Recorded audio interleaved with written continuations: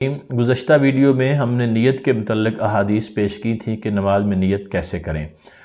آج کی ویڈیو میں ہم نماز میں ہاتھ باندھنے کے طریقے پر احادیث پیش کریں گے۔ حضرت مولا علی شیر خدا رضی اللہ تعالیٰ عنہ روایت فرماتے ہیں کہ رسول اکرم صلی اللہ تعالیٰ علیہ وآلہ وسلم کی سنت یہ ہے نماز میں کہ اپنا دایاں ہاتھ بائیں ہاتھ کے اوپر رکھے اور اس کو ناف کے نیچے رکھے۔ اس حدیث کو امام احمد بن حنبل نے اپنی مسند میں جلد اول صفحہ 110 پہ روایت کیا۔ اسی طرح دوسرے مقام پر امام دارقطنی نے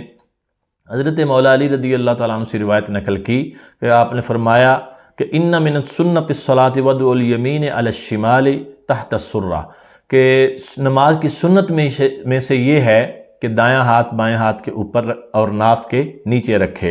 امام دارقطنی نے اس کو اپنی کتاب سنن دارقطنی میں جلد اول صفحہ 286 پر نقل فرمایا۔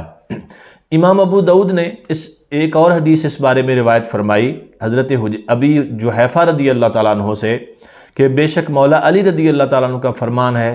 ان من السنت وضع الکف علی الکف فی الصلاۃ تحت السرہ، فرمایا کہ ہاتھ کو ہاتھ کے اوپر یعنی ہتھیلی کو ہتھیلی کے اوپر رکھنا اور ناف کے نیچے رکھنا یہ نماز کی سنت میں سے ہے۔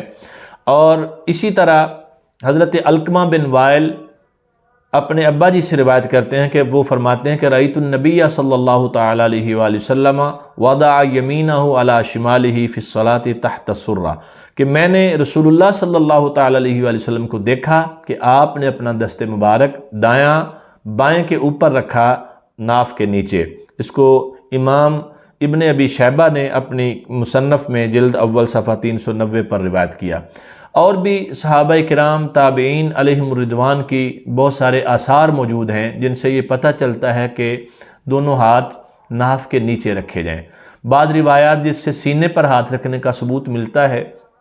ان کی جو سند ہے بعض جگہوں پر کمزور ہے، بعض جگہوں پر بعض راوی ایسے ہیں جو مجہول ہیں اور بعض متروک بھی ہیں اور کئی منکر الحدیث بھی ہیں، اس لیے